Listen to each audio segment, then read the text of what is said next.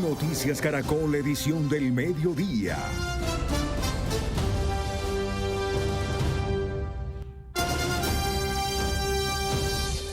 Buenas tardes, bienvenidos a nuestra emisión de Noticias del Mediodía. Desde esta madrugada, varias vías de Bogotá han sido bloqueadas por grupos de motociclistas que protestan por un decreto del distrito que restringe la movilidad en varias zonas de la capital. Catalina, según la alcaldía, son restricciones parciales de circulación para motocicletas en corredores que históricamente han presentado siniestros viales y alteraciones de orden público durante estas fechas de celebración de Halloween.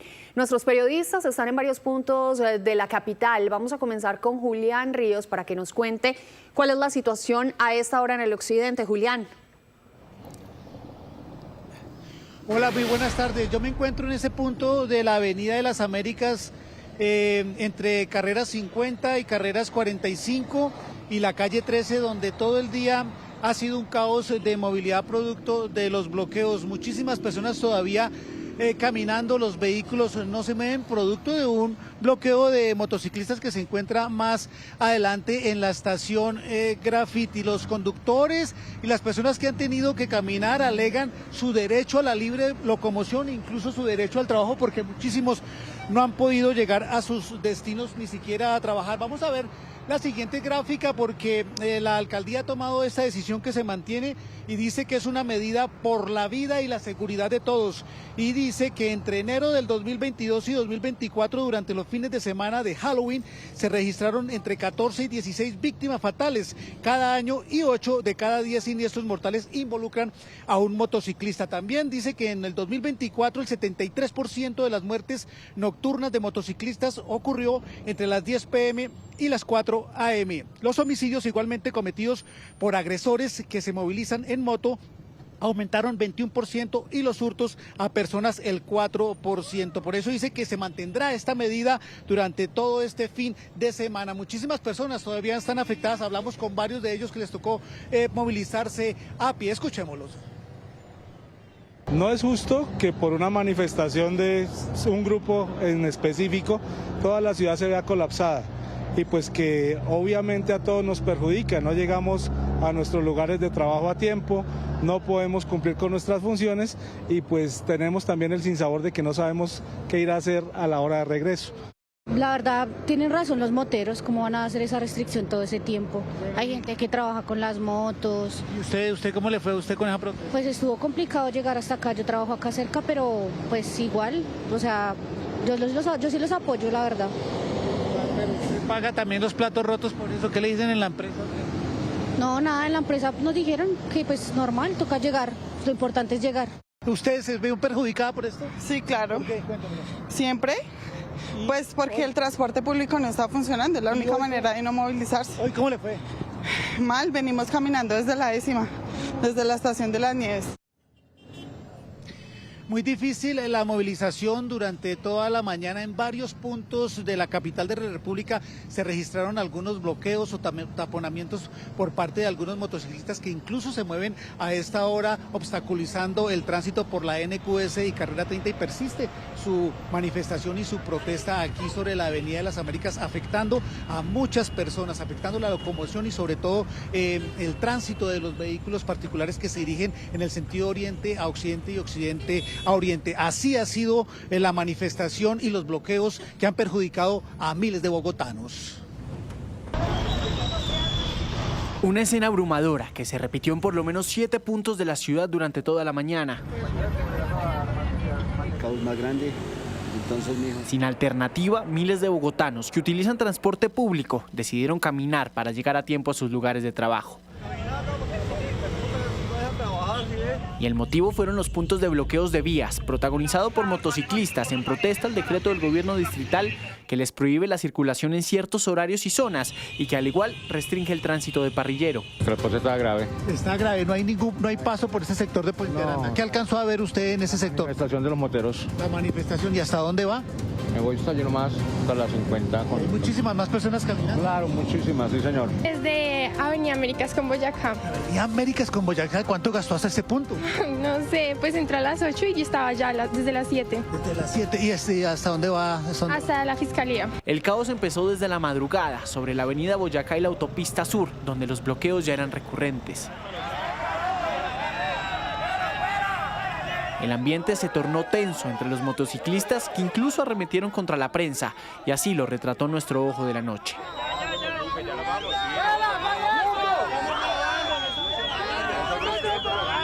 Pasadas las 7 de la mañana, las estaciones de Transmilenio sufrieron las consecuencias de los bloqueos. En Distrito Graffiti, cientos de ciudadanos optaron por caminar.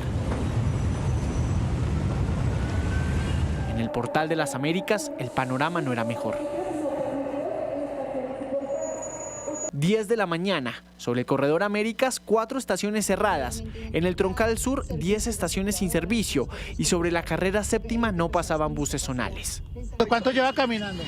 No sé, estuve media hora esperando un taxi, no me paró. Y pasadas las 11 de la mañana, el panorama sobre la autopista sur continuaba trancado.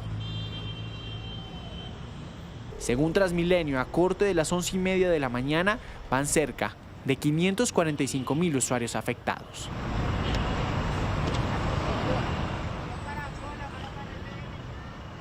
Listo, y la situación pues se complica, este es uno de los puntos más complicados aquí sobre la Avenida de las Américas, porque hemos venido incluso caminando varias cuadras, como lo han hecho muchísimas personas que ya incluso van a tratar de regresar hacia sus casas, pero el panorama está muy difícil, así en este momento como ustedes lo pueden observar. Hola, buenas. Va andando aquí este vehículo, pero la situación se ve bastante difícil como ustedes la están observando a esta hora aquí en la Avenida de las Américas. Uno de los puntos más complicados en este momento por el trancón. Bueno, es difícil la situación aquí por el trancón. ¿Cómo ven ustedes los conductores esta situación? Pues la situación es difícil porque es que si ustedes ven, a diario la ciudad está colapsada y no hay un solo agente de tránsito. Usted ve por la Boyacá, Américas 13, entonces sería mejor que los pongan a trabajar a ellos en vez de quitarle la plata a los ciudadanos. Y más cuando hoy están haciendo una protesta, los motociclistas durante todo el día tienen afectados varios puntos, pero son las opiniones respetables aquí que escuchamos de todos los conductores y los transeúntes. Bien, Julián, esa es la situación entonces en un punto de la Avenida Las Américas que conecta la ciudad de Oriente a Occidente. Nos vamos a ir a otro punto del occidente de Bogotá, donde se encuentra el puesto de mando unificado de la policía y de la alcaldía. Allá hacen seguimiento minuto a minuto de las marchas y de los bloqueos y está César Chaparro para contarnos cuál es la situación a esta hora, César. Así es, buenas tardes. En este momento ustedes observan una de las cámaras que está ubicada en la carrera séptima con calle 60. Es la marcha de los profesores de FECODE. Son cerca de 1000 personas, dicen aquí en el puesto de mando unificado. Es una marcha que no tiene nada que ver con la de los motociclistas que arrancó esta mañana con los bloqueos. Esta marcha que ustedes ven de FECODE estaba autorizada y se desplaza por la carrera séptima. Repetimos, no tiene nada que ver con la de los motociclistas. Lo que sí ocurrió hace un par de minutos fue en las Américas, más exactamente en la carrera 50 con sexta, donde se presentó una especie de roce entre unos motociclistas que bloquearon ambos carriles, incluso quemaron llantas y allí intervino la policía para liberar rápidamente el tráfico, el trancón que se estaba generando por causa de estas personas. El balance que entrega a esta hora aquí en el puesto de mando unificado a la policía y la Secretaría de Gobierno y Seguridad es 3 movilizaciones que se adelantan a esta hora, 2 de motociclistas, una en la calle 127 con carrera 89 en la localidad de Suba, norte de Bogotá, y la 1 de mayo con NQS, también hay unos motociclistas que se están movilizando, y la que ustedes están observando también es una movilización de los profesores de FECODE. También hay una pequeña movilización en la carrera 59 con 50 en las Américas, que ya en este momento está siendo superada. Recordemos que son bloqueos intermitentes que hacen los motociclistas, pero que generan un gran impacto en la movilidad. Según la policía, se han realizado 35 comparendos por violar el decreto de movilizarse con parrillero y hay una moto inmovilizada a esta hora. Bien, como lo mencionaba César, también hay entonces sobre la carrera séptima con calle 60 bloqueos por la manifestación de FECODE que ya estaba programada desde días anteriores. Pero regresando al tema de las motos, vamos a ver ahora lo que está pasando en el sur de Bogotá, donde está Esteban Bejarano, que nos cuenta cuál es el panorama y qué dicen los motociclistas que se mueven a diario por la capital sobre las restricciones. Esteban. Catalina, pues no está siendo un buen día para la movilidad de cientos de capitalinos. Nosotros nos encontramos en la NQS con calle 38A Sur. Aquí no han pasado buses de Transmilenio hace aproximadamente 3 horas porque este es uno de los 5 puntos donde la operación del sistema de transporte masivo de Bogotá tiene afectación. A la hora son 19 estaciones que, como esa que ustedes ven en pantalla, no están funcionando, principalmente en la troncal del sur. Confirman desde Transmilenio que son más de 600.000 las personas que en este momento registran afectaciones, que no han podido tomar el sistema. Hablando específicamente de los motociclistas, estuvimos hablando con ellos en un recorrido desde el norte hasta aquí el sur de la capital y dicen que las recientes restricciones impuestas por la alcaldía, particularmente las relacionadas con el parrillero y los horarios de circulación, afectan directamente su trabajo y su economía, que ellos deben de salir a dejar a sus esposas, a sus hijos al colegio, trabajar, tratar de rebuscarse lo del día a día y que por supuesto esto es una medida que los ata de manos y que genera un golpe a su bolsillo. Escuchemos lo que dicen. Parece pues grave porque no le avisan a uno con tiempo y prácticamente lo cogen a uno así imprevisto prácticamente. Que mucha gente que también aparte que trabaja en eso lleva a sus familiares en las mañanas, sus mujeres, sus esposas, ¿sí? Sus hijos no pueden llevar ni siquiera al colegio, pueden llevar a sus niños, pues por el tema de la medida, obviamente a los moteros no les va a sobrar 600.000 pesos para ir a pagar un comparendo. Una medida injusta, ya que el 80% de las motos que hay en Bogotá son para trabajo y un 20% es como turístico y eso. Entonces sí me parece súper injusta. Va a estar mal porque no van a poder trabajar. Entonces, muy mal, muy mal. O sea, una falta de socialización y una arbitrariedad con la gente terrible.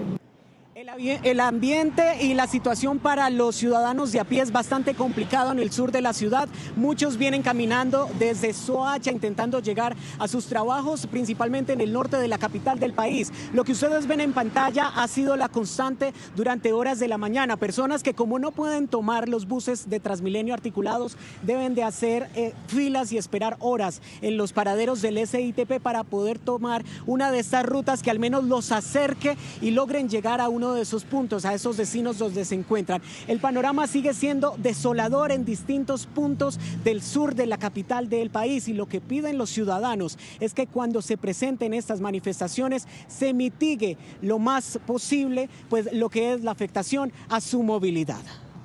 Claro, una afectación que toca a todos los actores viales. Esteban, muchísimas gracias. Esas eran imágenes desde el sur de Bogotá. Ahora veamos en detalle cuáles son las medidas de restricción para las motocicletas desde hoy y hasta el próximo lunes festivo.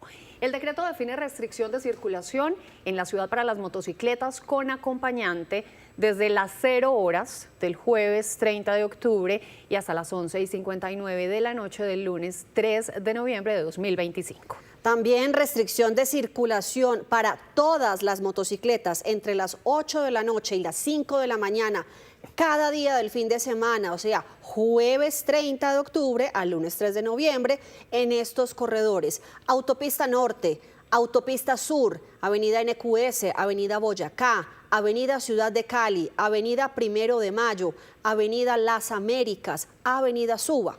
También en la calle 26, que es la avenida El Dorado, la calle 80, la carrera séptima, la carrera 68, la avenida Centenario, que es la calle 13, la avenida Guayacanes, la avenida Esperanza, la avenida Villavicencio, la avenida Circunvalar, la calle 53, la calle 63 y la carrera 60. Una medida que impacta a las 513.949 motos que están inscritas en Bogotá según el RUNT. Pero ojo, porque hay que tener en cuenta también a los motociclistas que viven en los municipios cercanos y que se movilizan en la capital. Sí, la ciudad es dormitorio. El alcalde Carlos Fernando Galán explicó cuáles fueron las razones que motivaron estas restricciones a los motociclistas. Recordó que es una medida temporal para mantener el orden y la seguridad en la ciudad. Dijo que históricamente las rodadas de Halloween han generado caos y peligro.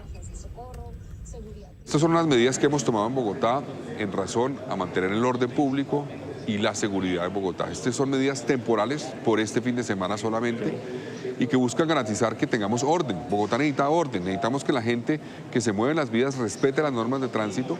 El fin de semana pasado ustedes también reportaron cómo un grupo de motos bloquearon por completo la avenida NQS, afectando a millones de ciudadanos. También durante este fin de semana de Halloween históricamente ha habido rodadas que generan dinámicas de desorden, de peligro para ellos y para los otros habitantes de Bogotá, generan mucho ruido y la gente se nos ha quejado. Entonces son medidas temporales que incluyen, primero, pues la restricción de parrillero durante estos días, solamente estos 4 días.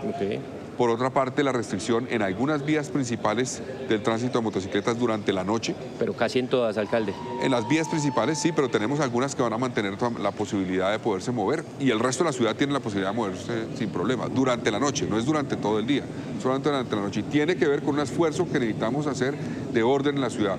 Si los actores viales respetan las normas y garantizamos, como le decía yo, por ejemplo, que nos invaden los andenes, las ciclorrutas por parte de las motos, será más fácil poder organizarnos. Pero cuando tenemos gente que no quiere que se haga control, que no quiere el control y rechaza el control y rechaza la autoridad, pero también permite en cierta forma o es connivente con situaciones como las que hemos visto en algunos puntos de Bogotá, pues no nos vamos a poner de acuerdo. En ese punto me quería detener. ¿Qué fue lo que lo motivó principalmente? Porque entendemos que entre los argumentos de esta medida también están las llamadas famosas caravanas de Halloween. ¿Qué ha pasado en años anteriores que llevó a que se tomara esta medida? Pues efectivamente eso es una de las situaciones, esas rodadas que en algunos casos han derivado en situaciones de riesgo para ellos y para los demás habitantes de la ciudad, nos llevaron a tomar esta medida, repito, excepcional, temporal, que busca básicamente garantizar el orden público durante este fin de semana. Entonces, eso fue lo que llevó, digamos, a que tomáramos la decisión. Fue una decisión tomada entre Secretaría de Seguridad, Secretaría de Movilidad, Secretaría de Gobierno, y nos sentamos a revisar lo que ha sido históricamente los riesgos que había para la ciudad en un fin de semana de Halloween, de puente, de quincena, con más de 35 eventos en la ciudad durante el fin de semana, y necesitamos, con las capacidades que tiene la ciudad en términos de policía, de gestores, tener obviamente un orden suficiente. Entonces, por eso fue que tomamos la medida y pues simplemente le decimos a la gente, ayúdenos todos, digamos, es importante adaptarse un poco a esta situación, pero estoy seguro que vamos a garantizar que todos puedan eventualmente realizar sus actividades si se organizan en el tiempo. ¿Cuál es el alcance del parrillero en moto? ¿Va a ser durante todo el día? Lo segundo, ¿qué va a pasar con aquellas personas que van a salir de la ciudad o que tienen que hacer diligencias en la noche? O aquellos que tienen que ir a trabajar. Porque es que la pregunta que se hacen en redes en este momento es, ¿ustedes se sentaron a hablar con los moteros para intentar negociar este tipo de restricciones? La medida del parrillero efectivamente empezó a regir ya y es durante estos 4 días que vienen. Segundo, la medida de restricción de motos durante la noche es en vías principales. La gente puede organizarse en otras vías y le va a pedir al equipo de seguridad y de movilidad que reporten otras vías que están habilitadas, que no tendrán, digamos, dificultades o limitación para que las usen las motos durante la noche aún. Entonces eso estará así establecido. Entonces, si se organizan, podrán movilizarse en la ciudad, pero reducimos obviamente riesgos. Hay gente que dice, bueno, ¿por qué toman la medida del parrillero ahora y antes no la habían tomado? Porque es una medida temporal, no es una medida que vamos a dejar definitivamente, solamente por este fin de semana, que es, en cierta forma, tenemos más capacidades para controlarla durante un fin de semana que mantenerla en el tiempo. Y sabemos que eso puede tener un impacto en el tiempo largo en algunos sectores y por eso la tomamos solamente como una medida de choque para preservar el orden en la ciudad este fin de semana. Alcalde, pero no fue un poco apresurado, sale el decreto sobre las 8 de la noche, una medida que empezó a regir prácticamente 4 horas después. Adicionalmente el tema del parrillero, por ejemplo, estamos hoy en día laboral, mañana también muchas personas llevan a sus familiares, utilizan la moto como medio de transporte.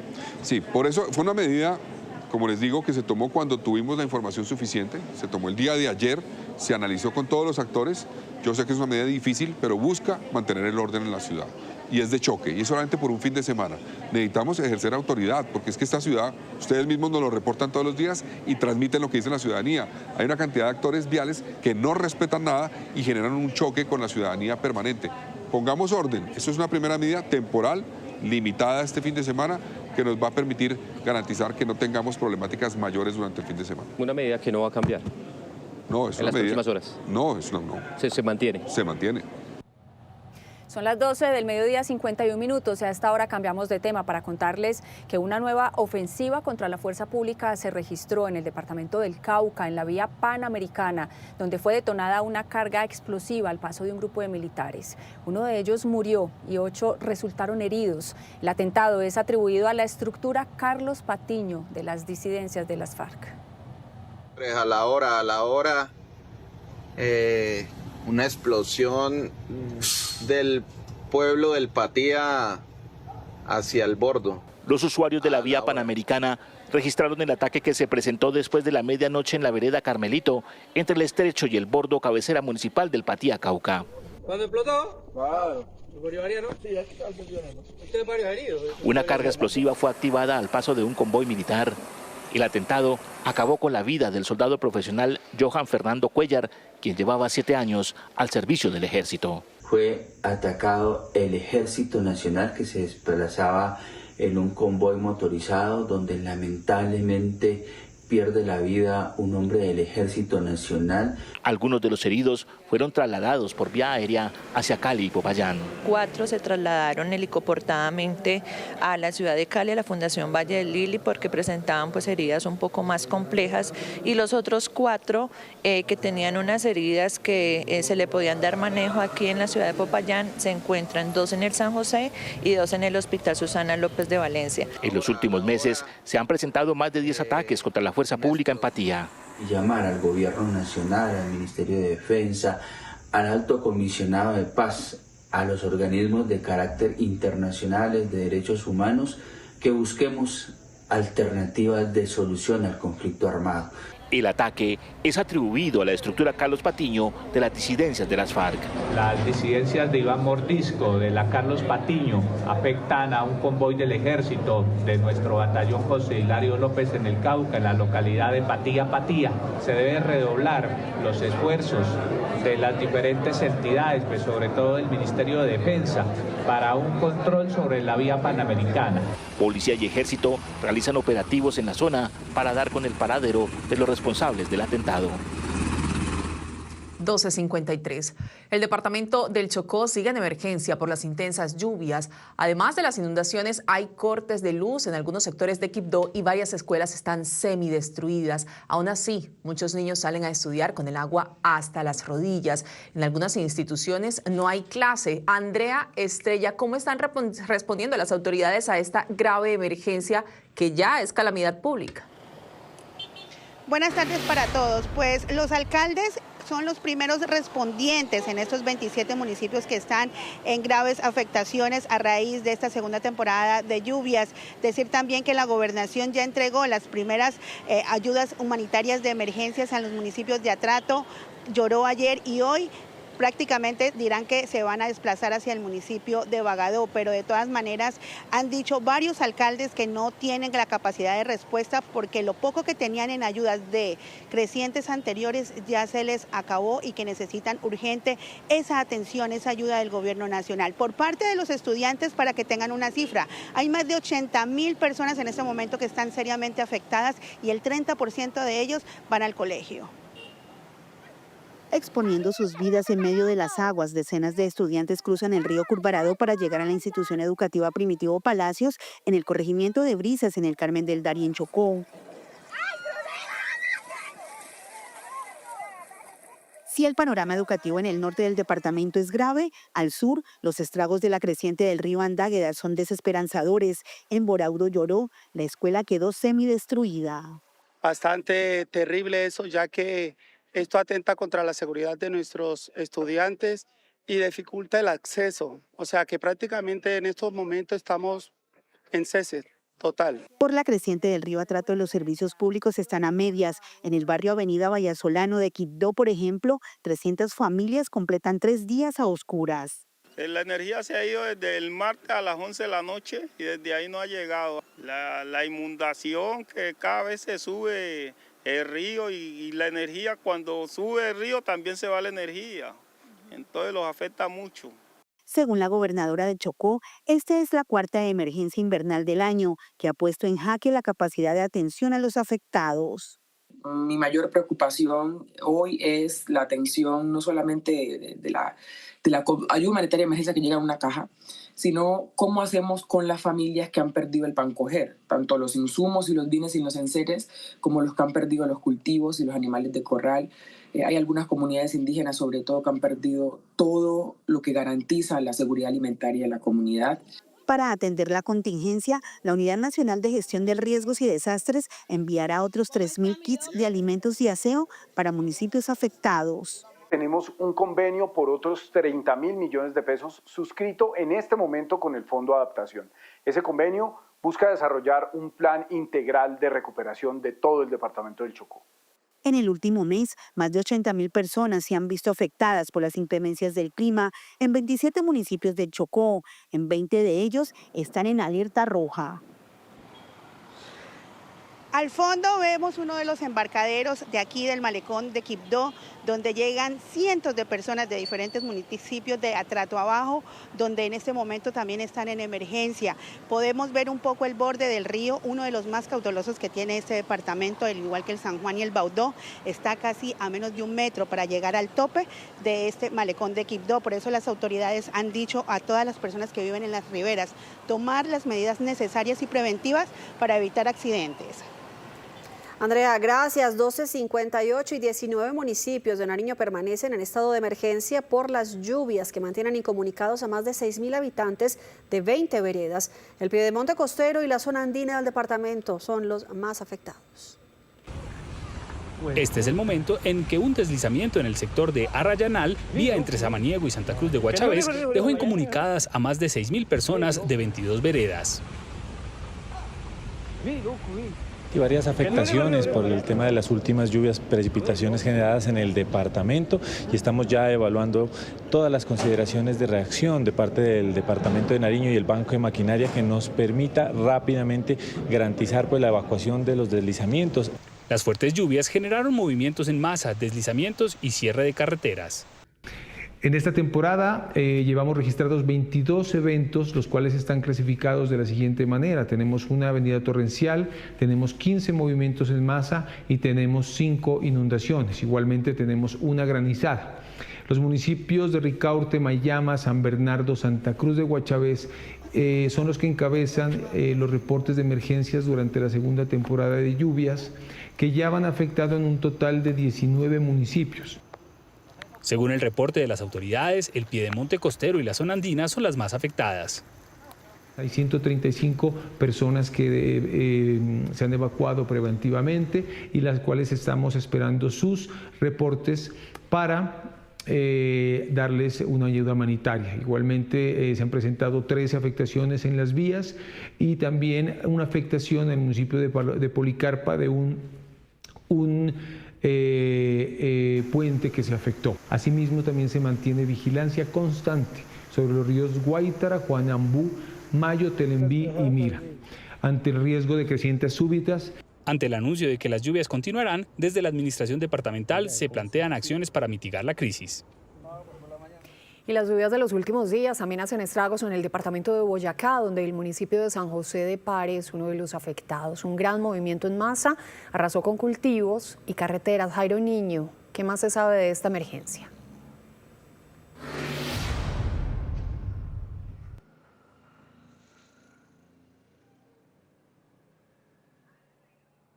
Hola, buenas tardes. Las fuertes precipitaciones de los últimos días han recargado la parte alta de esta vereda en el municipio de San José de Pare, acá en el departamento de Boyacá. Han dicho los organismos de socorro que son aproximadamente 50 hectáreas que continúan moviéndose en este momento y por eso piden estar atento a las diferentes comunidades que hacen parte de esta región del país. Que se está moviendo porque se desprenden pedazos de de tierra. Casas, cultivos y vías están siendo devoradas por un gran movimiento en masa en la vereda Guanomito en San José de Pare, Boyacá. La emergencia abarca unas 50 hectáreas, donde las autoridades monitorean el avance de la tierra. Aquí se fracturó la vía. Este derrumbe ha sido continuo. Evidentemente ha sido la vereda más afectada porque tenemos aproximadamente unas 25 familias inicialmente afectadas y esto ha venido creciendo en la medida que ha venido deslizándose el derrumbe.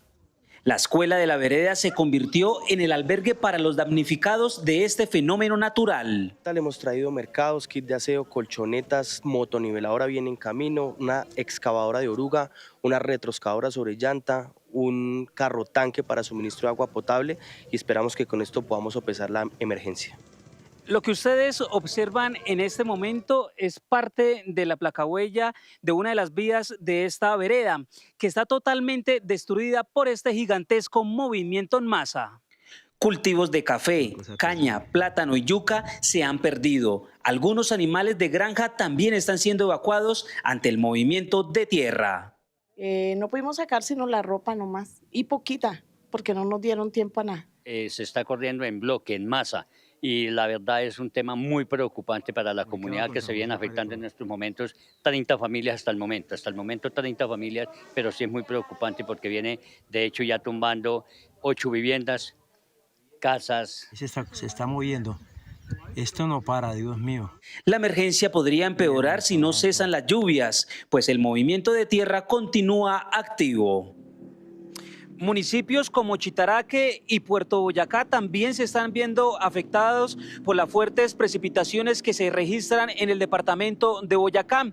La orden y la indicación que han dado desde la Oficina de Gestión del Riesgo Departamental es estar atentos a los consejos municipales de gestión del riesgo para activarse ante cualquier emergencia que se registre en esta zona del país.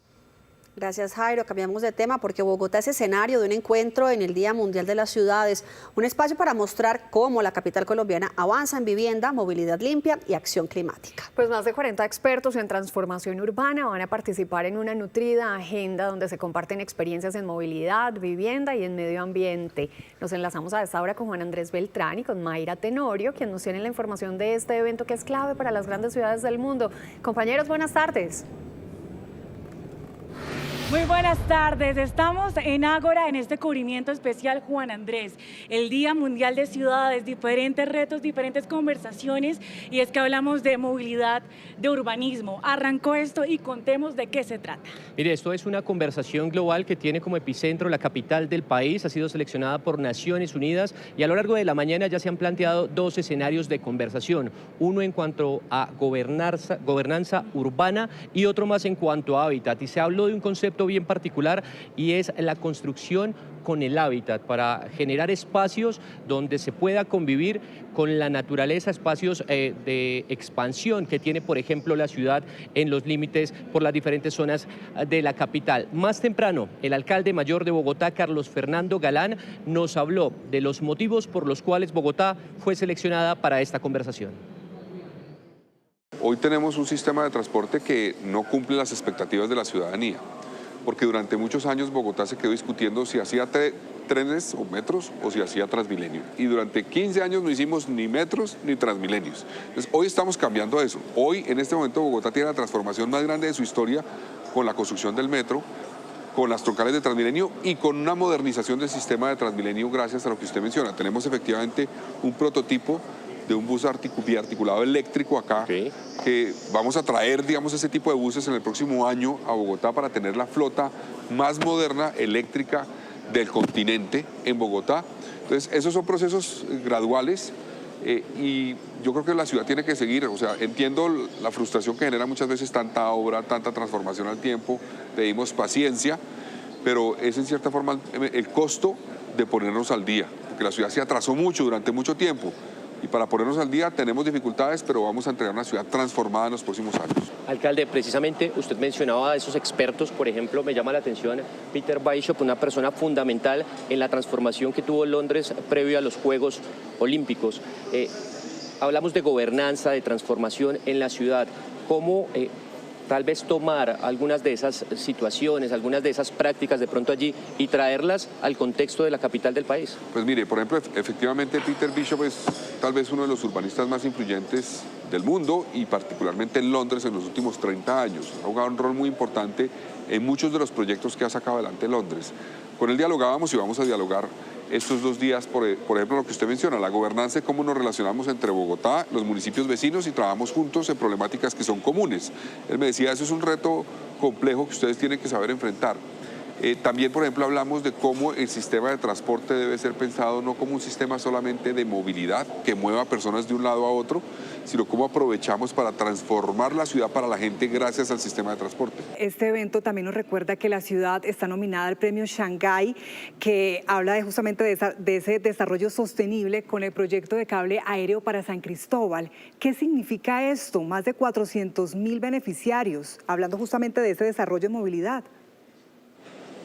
Pues eso muestra un poco cómo Bogotá ha innovado, ha construido gradualmente, nos falta mucho yo sé, pero ha dado los primeros pasos para construir un sistema multimodal que se ajuste en cierta forma al entorno, a las necesidades del entorno. Por eso tenemos corredores pues, de Transmilenio, más de 660 kilómetros de ciclorrutas, movemos más de 900.000 viajes al día y tenemos también el cable de Ciudad Bolívar, que lleva ya varios años en operación, ahora el cable de San Cristóbal, que va a tener, digámoslo así, un elemento adicional a lo que tuvo inicialmente en Ciudad Bolívar, es que ya se está haciendo una intervención en el entorno para no solamente, como les decía hace un rato, tener un sistema que mueva gente y que reduzca el tiempo de viaje, sino que además tenga un impacto positivo en todo su entorno. Entonces yo creo que el reconocimiento que esperamos lograr tiene que ver con una apuesta de esta ciudad, no de este gobierno, de la ciudad durante muchos años para construir soluciones innovadoras que se adapten a lo que es el entorno, a las necesidades de la gente y de esa forma mejoremos la calidad de vida en Bogotá.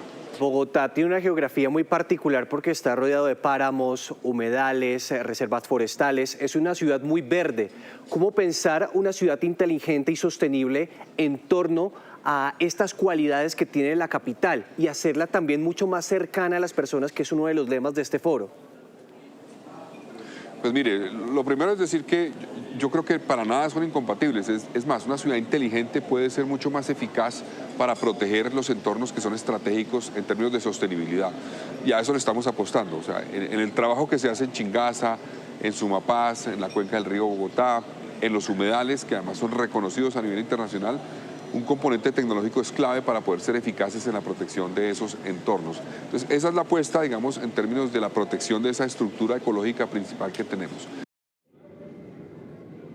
Conversaciones que sin duda son muy importantes, Juan, pero la gente se pregunta, se quedan en diálogos, pero ¿qué está pasando en la ciudad? Contemos qué está pasando aquí en la capital del país. Mire, para hablar de eso, precisamente nos referimos a una zona que fue compleja por todas las situaciones de criminalidad que en algún momento se presentaron allí, como la zona del Bronx, que ahora es conocido como el Bronx Distrito Creativo porque cambió esa concepción y gracias a las intervenciones que ha habido allí, ahora es un símbolo cultural de la ciudad.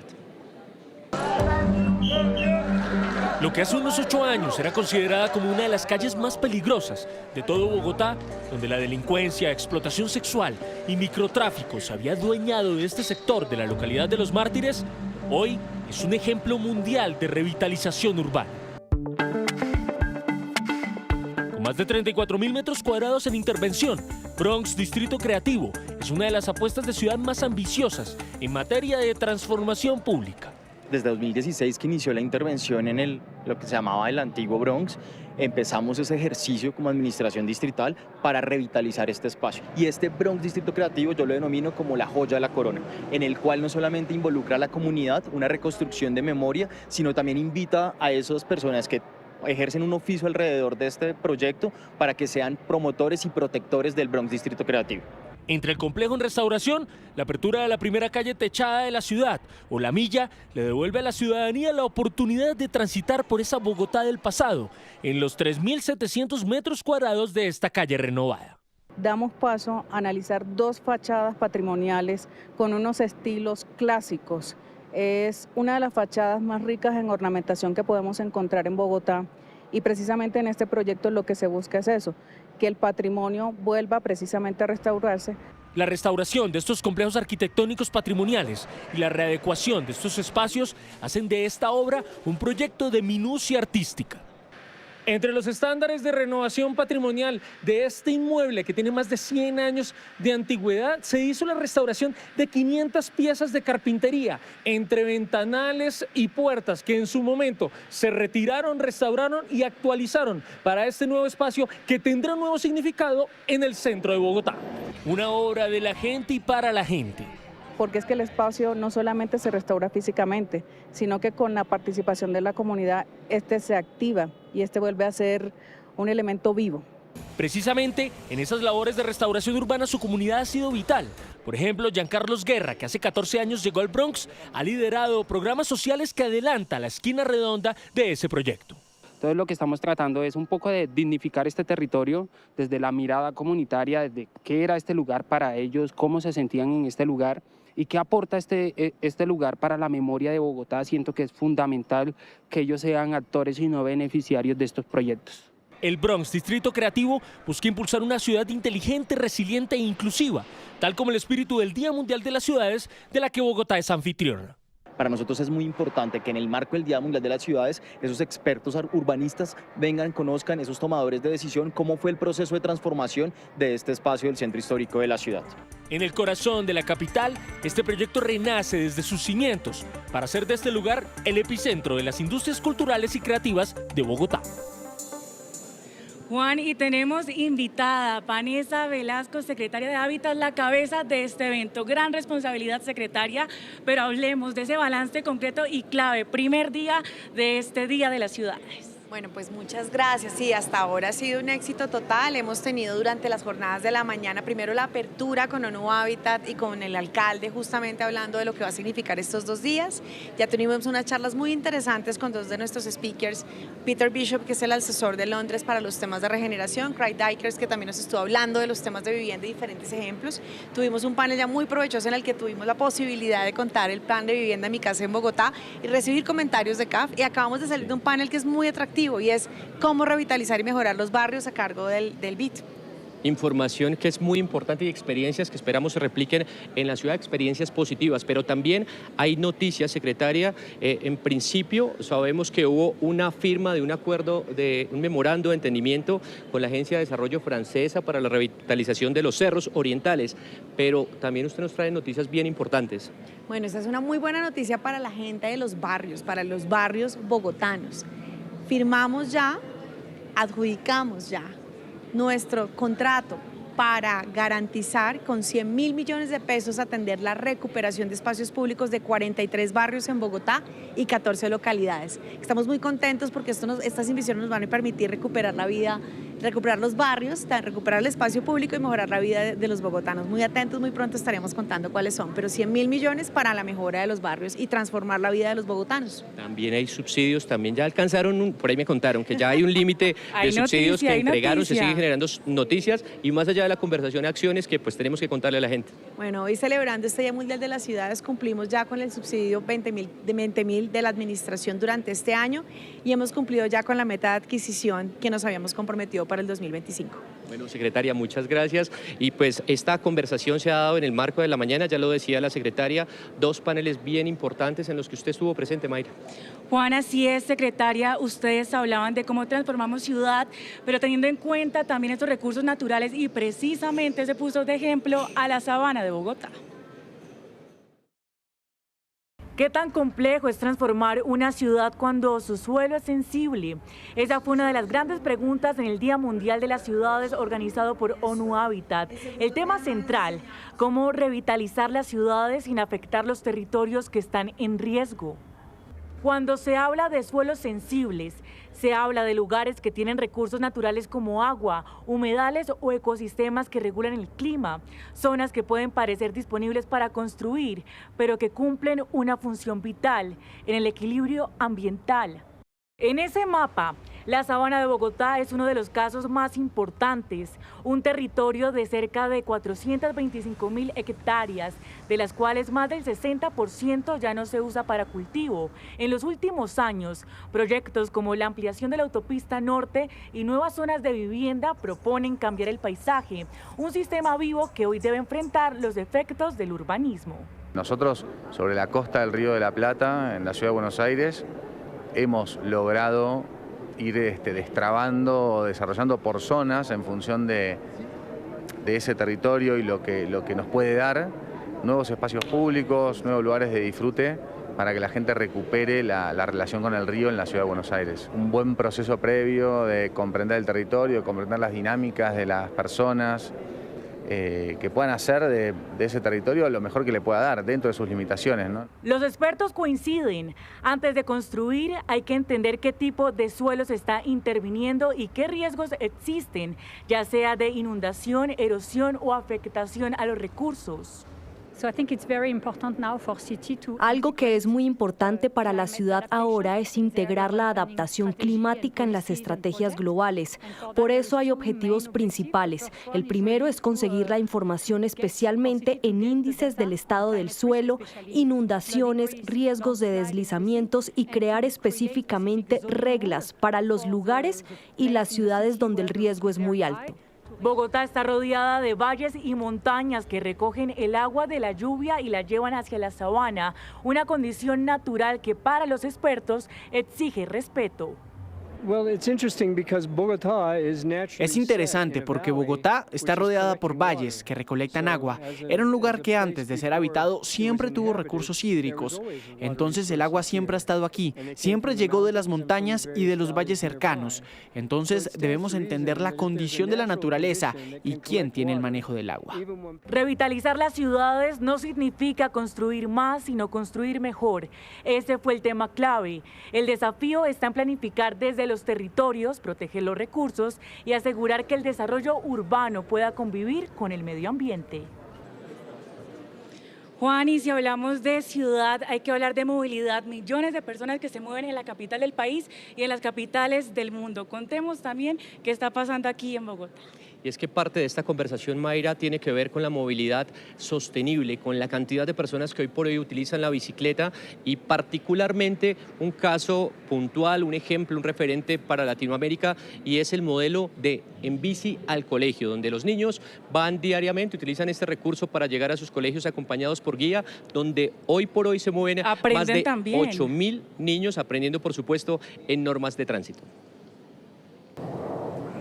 Son las 5 de la mañana, en medio de la oscuridad de la madrugada capitalina, por la calle 63C, Aide pedalea junto a su hija Hanna. Es la primera de la ruta en bicicleta hacia el Colegio Magdalena Ortega en el occidente de Bogotá. Para todo, yo creo que los papitos nos ha sido una ayuda muy grande para llevarlas y recogerlas, porque a veces se nos dificulta mucho el tema de la ruta y ha sido un beneficio grandísimo para nosotros y pues para ellos también, porque además se integran muchísimo. He estado hace 2 años y es muy divertido porque puedes compartir con demás personas y compañeras y más con los profesores. Pues me tengo que levantar más temprano que antes. Wendy es guía escolar del programa Al Colegio en Bici, un programa similar a algunos países de Europa, donde miles de niños van al colegio en bicicleta, promoviendo el deporte, cuidando el medio ambiente y generando comportamientos responsables en las vías. Garantizar que las chicas tengan un paso seguro por las cuadras, hacer un cierre adecuado,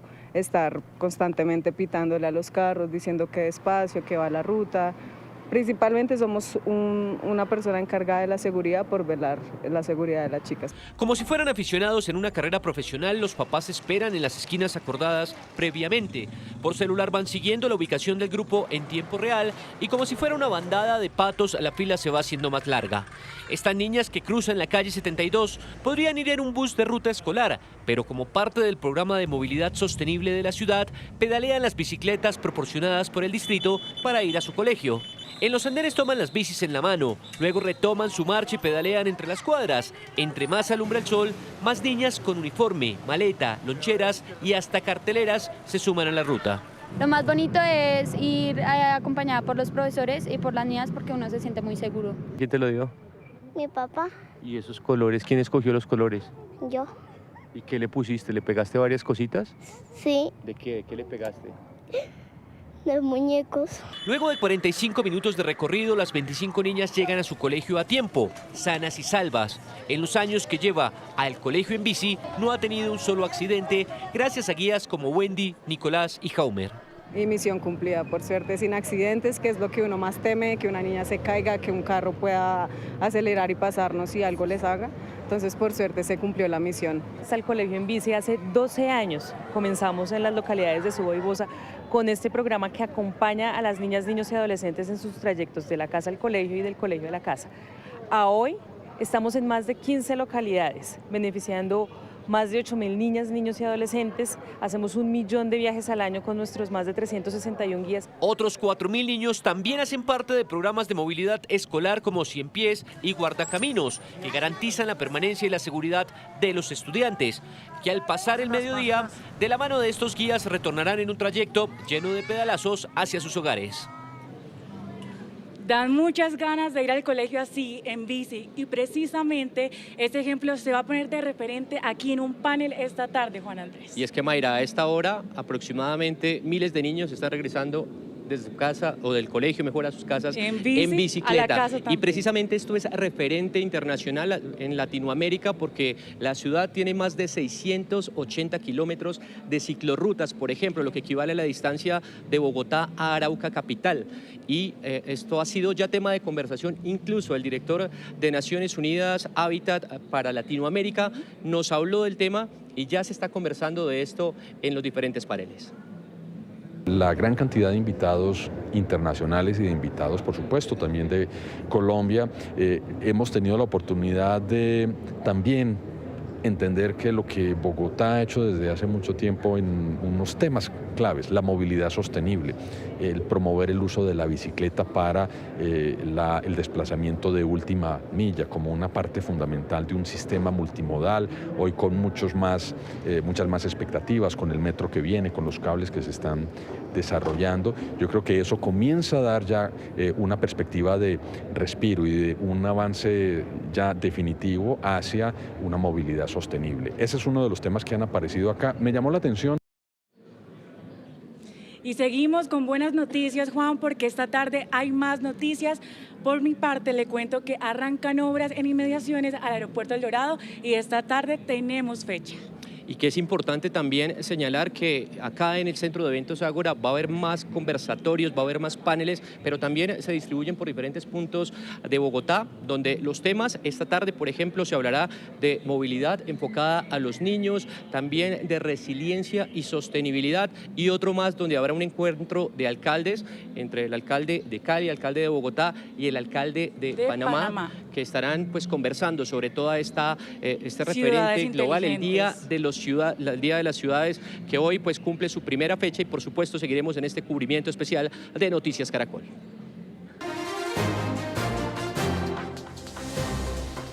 Vastas zonas de Jamaica y de Cuba, sumidas en la devastación, se sobreponen al paso del huracán Melissa, que avanza debilitado hacia Bahamas. En estas imágenes podemos ver parte de los destrozos causados por los vientos y las lluvias en viviendas, tendido eléctrico e infraestructura. Otras áreas sufren los efectos de las inundaciones. Las autoridades trabajan en reabrir carreteras, restablecer el servicio eléctrico, recoger escombros y garantizar la salud pública. Intentan además verificar reportes sobre víctimas mortales en medio de los escombros. Por ahora, el balance de muertos por el paso de Melissa por el Caribe es de 32. 4 de ellos en Jamaica y 23 en Haití. Y eso que ese país no recibió el impacto directo de el impacto directo del huracán. El secretario de Estado de Estados Unidos, Marco Rubio, ofreció ayuda humanitaria inmediata a los afectados por Melissa en Cuba, y el gobierno de Miguel Díaz-Canel ya entró en contacto con Washington para concretar la oferta. Así luce Jamaica tras el paso de Melissa, el peor huracán atlántico del último siglo. Lodo, escombros y más inundaciones. Este fue el país que recibió el primer impacto del fenómeno meteorológico. Según la ONU, la devastación alcanza niveles nunca antes vistos. Ayer fue horrible, espantoso, fue el peor día de mi vida. Ver mi casa inundada fue aterrador para mí y para mi hijo. Varios municipios siguen incomunicados, no tienen servicio de telefonía, mucho menos agua o electricidad. Familiares buscan desesperadamente comunicarse con sus seres queridos desde que Melissa tocó tierra. Por su parte, en Cuba el panorama es muy similar. 735.000 personas tuvieron que ser evacuadas y al igual que en Jamaica, el paisaje está lleno de lodo, escombros y destrucción. Y ya a las 6:30 de la mañana regreso a casa y cuando llegué aquí, todo lo escombro dentro de la casa, en el patio.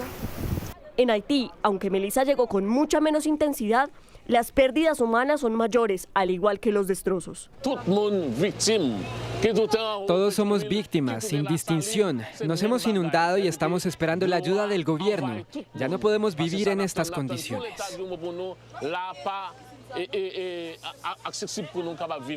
Tras su paso por el Caribe, rumbo a Bermudas, Melissa ha perdido su intensidad. Hoy fue degradado a categoría 1, aunque el Instituto Nacional de Huracanes de Estados Unidos afirma que esto no es garantía, pues podría intensificarse en horas de la noche. En Brasil, enfurecidos, familiares despiden a los más de 120 muertos que dejaron los enfrentamientos entre la policía y el grupo criminal Comando Rojo en las favelas de Río de Janeiro. Y mientras crece la controversia política en torno al operativo, se reveló que hubo una alerta temprana a los miembros de la banda. Desde Sao Paulo, Joao Vieira, de nuestro aliado Van News, nos amplía. El gobierno federal decidió enviar más militares a Río de Janeiro para ayudar a las fuerzas locales en el combate al crimen organizado. Son soldados de la Fuerza Nacional, un conjunto especial de hombres y mujeres de otros estados enviados a regiones en crisis de seguridad. La consternación en Río de Janeiro no se detiene. Los residentes protestaron a las afueras del Palacio de Guanabara, sede del gobierno regional. Pidieron justicia para las más de 120 personas que murieron en medio de la operación Contención. Nuestra protesta demuestra que nosotros, los residentes de la comunidad, también somos educados y coherentes y ante la cobardía del Estado. Hoy lo que vemos en la favela es un genocidio. La opinión pública trata de entender el porqué del sangriento saldo de la operación en contra del grupo criminal Comando Vermelho. El diario Folha de Sao Paulo reveló un documento en el que se asegura que la operación fue filtrada y que los asesinatos iniciaron incluso antes que las fuerzas policiales llegaran a las dos favelas afectadas. Las fuerzas de seguridad de Río de Janeiro sabían que la operación policial del martes se había filtrado 4 horas antes del inicio del allanamiento en los complejos de Alemão y Peña en la zona norte. Este operativo antinarcóticos también se convirtió en una controversia política. Cláudio Castro, gobernador de Río de Janeiro y muy afín al expresidente Jair Bolsonaro, acusa al gobierno de Luis Inácio Lula da Silva de no hacer lo suficiente por combatir el crimen en el estado carioca. El gobierno niega las acusaciones. Por su parte, el mandatario brasileño aseguró que no tolerará organizaciones criminales y dijo que firmó una ley con la que busca incrementar la protección de agentes públicos, recordando a los 4 policías que murieron en el operativo. Gobernadores de derecha viajarán este jueves a Río de Janeiro para manifestar apoyo a Cláudio Castro. Hay un ambiente de diferencias ideológicas entre el presidente Lula y estos gobernadores. Ese debate puede traer dificultades a la aprobación de proyectos presentados por Lula al Congreso para combater el tráfico. Desde Brasil, João Vieira para Alianza Informativa Latinoamericana. 1:38 p.m. A esta hora volvemos con las protestas de los motociclistas en Bogotá, en la capital del país. César Chaparro, buenas tardes. Cuéntenos cuál es el reporte, cuál es la situación a esta hora. Buenas tardes. La imagen que ustedes están observando es exactamente la que está transmitiendo la cámara ubicada de la policía en la calle 40 con NQS. Esto es la 26, prácticamente con carrera 30. Ahí ustedes ven grupos de motociclistas que están distribuidos para hacer unos bloqueos que han generado en este momento, desde ya hace 15 minutos, un bloqueo que ha generado un inmenso trancón y ha afectado la movilidad de manera grave. Ya las autoridades, la policía está en camino camino, está a punto de llegar al sitio. Por eso ustedes ven que hay unos motociclistas que ya empiezan a movilizarse, a moverse, porque eso es prácticamente lo que ha ocurrido toda la mañana. Bloquean por unos segundos, llega la policía y ellos se movilizan a otro punto. Toda esta, digamos, bloqueo y manifestaciones ha afectado a un centenar de personas desde esta mañana aquí en la capital del país. No han podido llegar oportunamente a sus destinos, a sus trabajos, y esto ha generado pues bastante inconformismo tanto para la misma ciudadanía como para otros sectores del comercio que han resultado afectados por estas manifestaciones. Dicen las autoridades que a esta hora, por ejemplo, el balance es que hay 2 manifestaciones fuertes con gran presencia de personas, especialmente de motociclistas, la que ustedes acaban de ver, que venía por la carrera 30 con calle 26, y otra que se está presentando en la carrera 7ª con calle 80. Esta manifestación, dicen las autoridades, ya había sido, digamos, autorizada porque es la FECODE, no tiene nada que ver, repetimos, con los bloqueos y manifestaciones que están haciendo los motociclistas. Más temprano, también hace un par de horas, en la carrera 50, más exactamente sobre las Américas, se presentó un inconveniente. Varios motociclistas quemaron llantas y esto generó, además de los bloqueos, pues una especie de roce con las autoridades que llegaron de manera oportuna, apagaron, digamos, este incendio y obligaron a los motociclistas a desbloquear. Allí en esta zona hay una moto que quedó inmovilizada y dicen las autoridades que son ya 36 comparendos que se han puesto por este tipo de situaciones a los motociclistas. La inclusión del presidente Gustavo Petro en la lista Clinton le generó dificultades al mandatario en su desplazamiento hacia el Medio Oriente en el avión presidencial.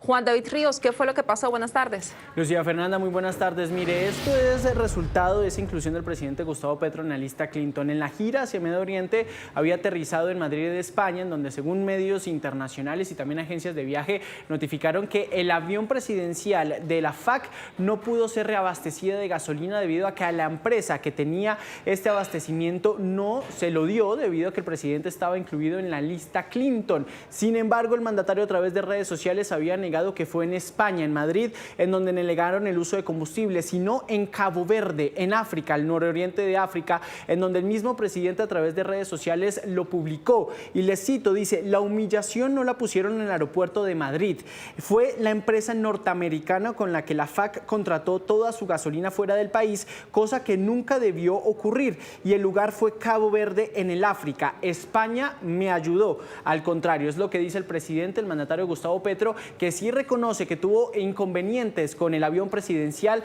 en su gira al Medio Oriente, precisamente en Cabo Verde, en África.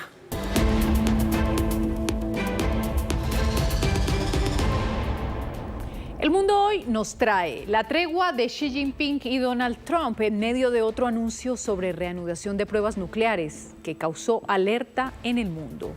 Más detenciones por el robo de las joyas históricas del Museo del Louvre y las esperanzas de una madre en la inteligencia artificial para encontrar a su niña.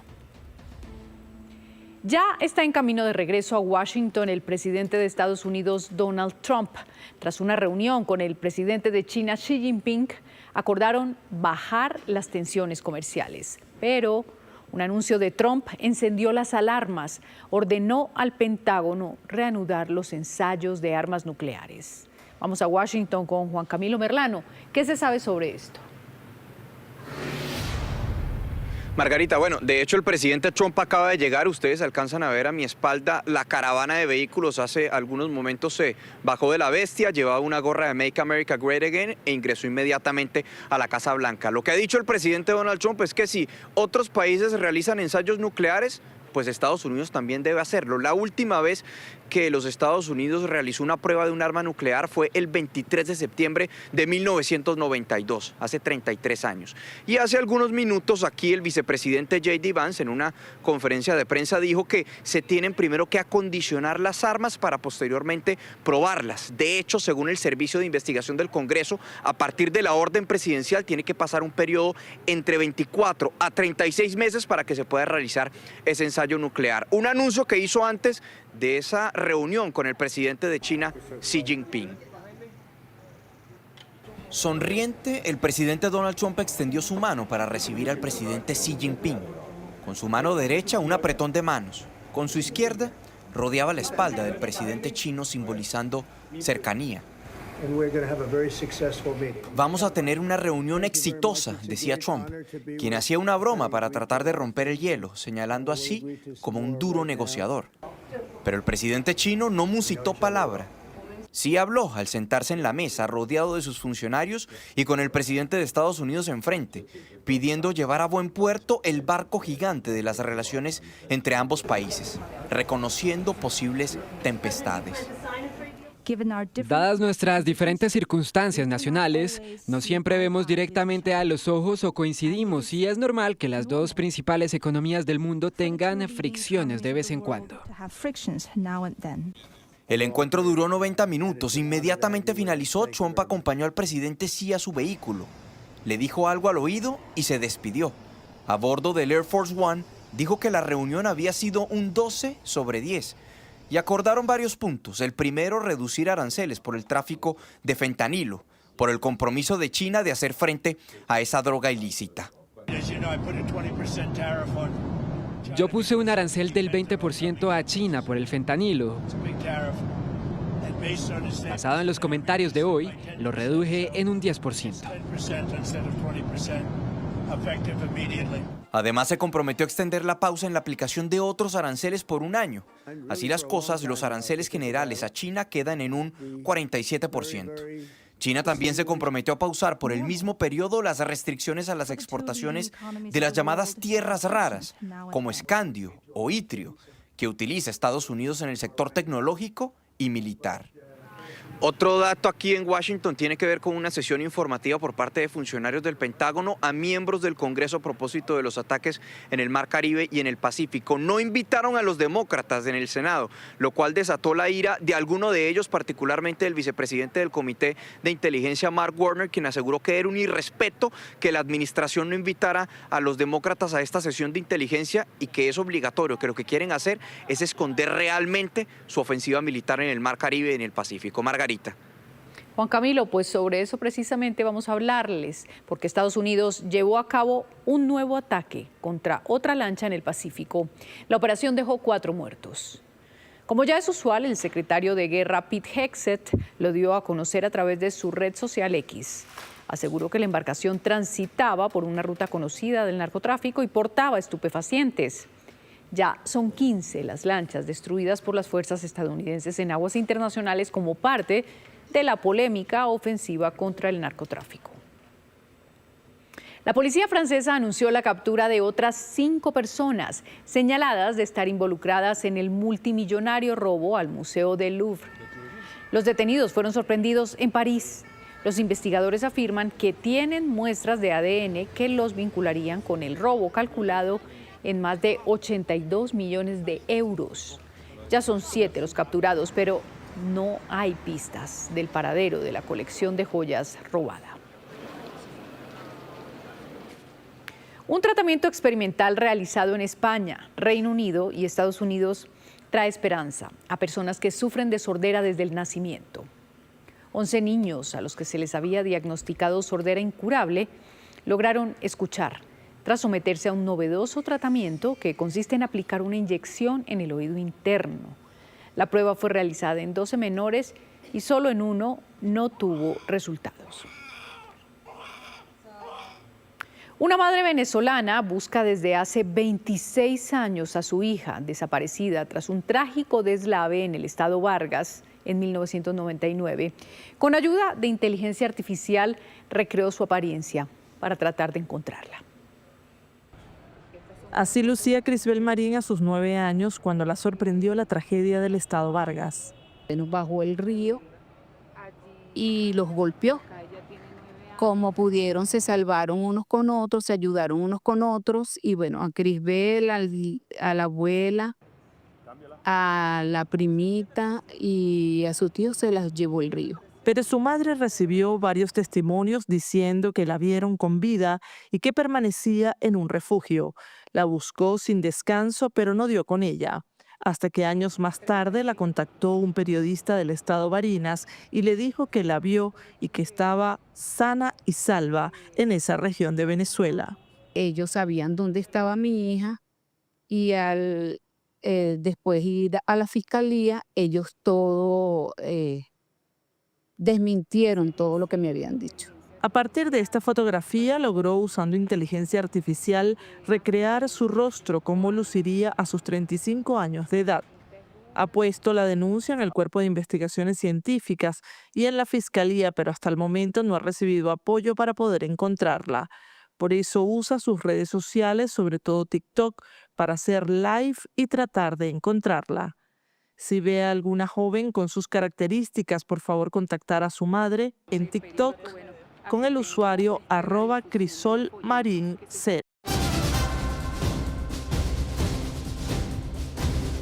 A las 2:25 de la tarde vamos a ver cuál es el panorama de movilidad hasta ahora en Bogotá. Tenemos esta imagen que Julián Ríos nos recuerda. ¿Qué puntos permanecen bloqueados a esta hora? ¿Dónde está Julián? Hola, sí señora, mire, estamos sobre la avenida Boyacá porque las autoridades reportan a esta hora uno de los bloqueos y uno de los taponamientos por parte de los moteros precisamente más adelante sobre la calle 127 con avenida Boyacá, por eso es esta congestión que se registra a esta hora, pero también hace pocos minutos los integrantes de la UNDEMO tuvieron que intervenir para poder retirar a varios de los manifestantes, varios de los moteros que taponaban el tránsito e impedían la movilidad, como lo estamos viendo ahí, frente a Centro Mayor, a este centro comercial que está ubicado sobre la carrera 30 NQS y la autopista sur. Por eso tuvieron que intervenir los integrantes del UNDEMO para poder retirar, pero el reporte que entregan las autoridades a esta hora es el siguiente. Por parte de la Secretaría de Movilidad dice que los motociclistas están adelantando su afectación con las manifestaciones a esta hora, 2:26 de la tarde, en la calle Sexta con Avenida de las Américas al occidente, que están avanzando. La carrera séptima con calle 71 al sur están avanzando, impidiendo la movilidad efectiva de cientos de vehículos articulados e igualmente también de vehículos particulares. Sobre la avenida NQS también con calle 40 al norte, donde están avanzando, y acá muy cerca en la calle 127 con carrera 89. Este es el reporte que entrega la Secretaría de Movilidad, pero Tránsito también entrega otro importante reporte para que estén muy atentos. Dicen que en la carrera séptima se están adelantando movilizaciones también por parte de los integrantes de FECO, de los maestros, que también están impidiendo, pues digamos, la prestación del servicio, y las rutas efectivas de zonal y duales continúan con sus desvíos en este sector del centro, carrera séptima, donde están adelantando otra manifestación por parte de FECODE a esta hora. Por eso, muy atentas las autoridades y muy atentos ustedes también para poder utilizar rutas alternas y tomar otras medidas que permitan el tránsito y la movilidad. Recomendaciones muy importantes, Julián. Como usted lo dice, seguiremos muy atentos a la movilidad allá en la capital del país. El medio de transporte por excelencia utilizado en varias regiones del país es la motocicleta. En Medellín, por ejemplo, un estimado de 1.200.000 motos circulan a diario por la ciudad. Las autoridades tratan de controlar el comportamiento vial de motociclistas, conductores de otros vehículos y peatones, con el fin de evitar accidentes. Alfonso Cárcamo, ¿qué dicen las autoridades aquí en la capital de Antioquia? Cordial saludo. Pues en Medellín la Secretaría de Movilidad de la ciudad encendió las alarmas porque primero ha crecido en más de 1.200.000 el número de personas con motos movilizándose en el Valle de Aburrá, y la mayoría pasa por Medellín. Y en segunda medida porque los conductores cada vez son más imprudentes y más inexpertos en estos vehículos. La cifra confirma la preocupación. Este año han muerto en Medellín 231 personas y de esas cifras 140 se transportaba en motocicletas. El irrespeto a las normas de tránsito es evidente en muchos motociclistas hoy en día. Son personas que les falta pericia al manejar un vehículo de estos. Créame que el riesgo en el que ellos se ven día a día por no tener la implementación y tener la conciencia en el manejo adecuado de estos vehículos es lo que produce tanta accidentalidad en nuestro municipio, y no solamente aquí en el distrito, sino en todos los municipios del área metropolitana y en el país. La ciudad pasó de 18.968 accidentes el año pasado a 24.074 en lo que va de este 2025. Las autoridades piden a los motociclistas transitar con prudencia y cuidar su vida y la de los demás actores viales. Alfonso, gracias. Eso en Medellín, pero el tema de la movilidad en motocicletas también es relevante en Girardot. Miles de habitantes se movilizan a diario en este tipo de vehículos y las autoridades implementan restricciones en las fechas especiales. José Manuel Moreno, ¿cuáles son las medidas que hay al respecto? La motocicleta es el vehículo de mayor uso en Girardot según las autoridades. Sin embargo, no todos los conductores cumplen con las normas de tránsito. La alcaldía expidió un decreto que prohíbe el parrillero hombre las 24 horas del día y las caravanas durante el Halloween debido a actos delincuenciales ligados a este vehículo. Por su parte, los peatones reclaman mejores comportamientos de algunos motociclistas.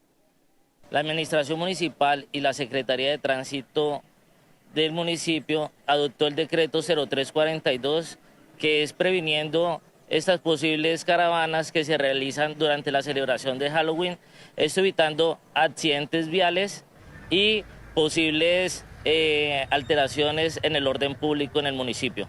Mire, los motociclistas aquí en la ciudad no respetan los semáforos, se suben a los andenes y tampoco respetan al peatón.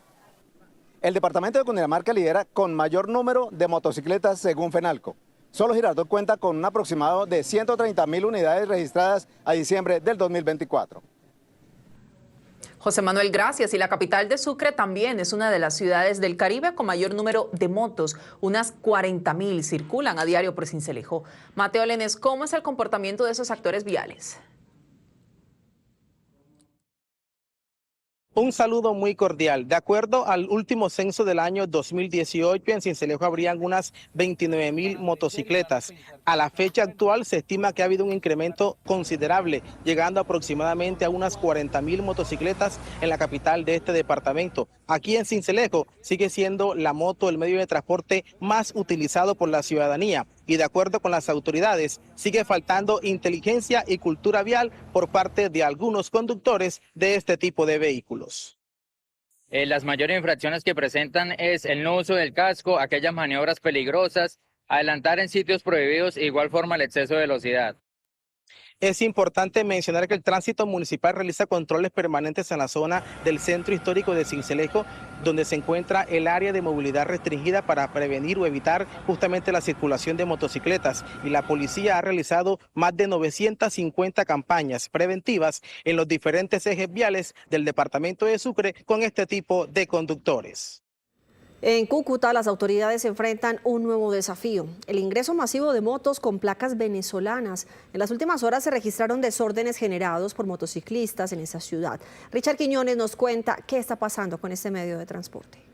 Para las autoridades es difícil determinar cuántas de estas motocicletas circulan ilegalmente, pero es por esto que se han intensificado los controles en los municipios fronterizos de Cúcuta y Villa del Rosario. Quienes incumplan con las normas están siendo sancionados con comparendos e inmovilizaciones de esos vehículos. Tras los desórdenes de la noche anterior, donde salieron a las calles más de 4.000 motorizados, se instaló por primera vez una mesa metropolitana de seguridad con las alcaldías de Cúcuta, Villa del Rosario y Los Patios, además de la policía, el ejército y la fiscalía para contener las llamadas caravanas del terror, grupos de conductores que realizan maniobras peligrosas en exceso de velocidad. Johan Botello es el secretario de Movilidad de Cúcuta. Estamos realizando puestos de control, verificando que esas motocicletas o vehículos que vienen de Venezuela cumplan con los requisitos mínimos, que es contar con SOA y técnico mecánico. Obviamente es un proceso arduo porque el movimiento comercial y turístico entre los dos países es muy grande, pero en eso vamos alineando todos los controles que hacemos en la ciudad. 55 nuevos agentes civiles apoyan los operativos para descongestionar Cúcuta y reducir los accidentes.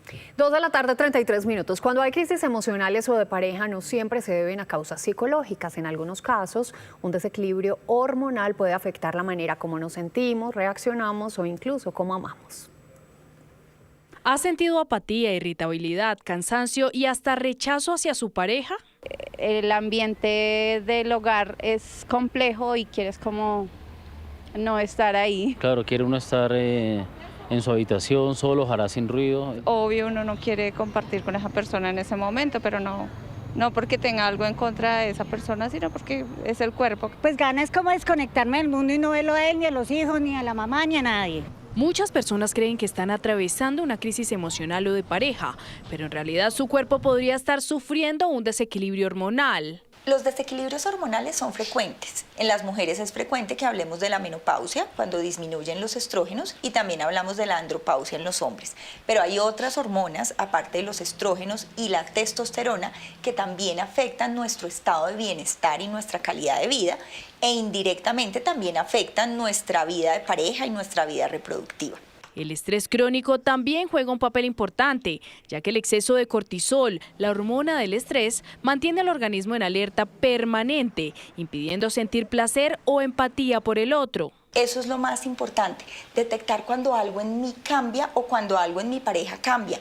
Y para eso el diálogo es lo más importante. Conversar, hablar, si algo raro está pasando, si estoy notando que la persona está cambiando, no normalizarlo. Factores como dormir mal, comer de forma desordenada, la falta de actividad física y las exigencias diarias pueden agravar este agotamiento. En estos estados como de agotamiento, entra como en un modo ahorrador.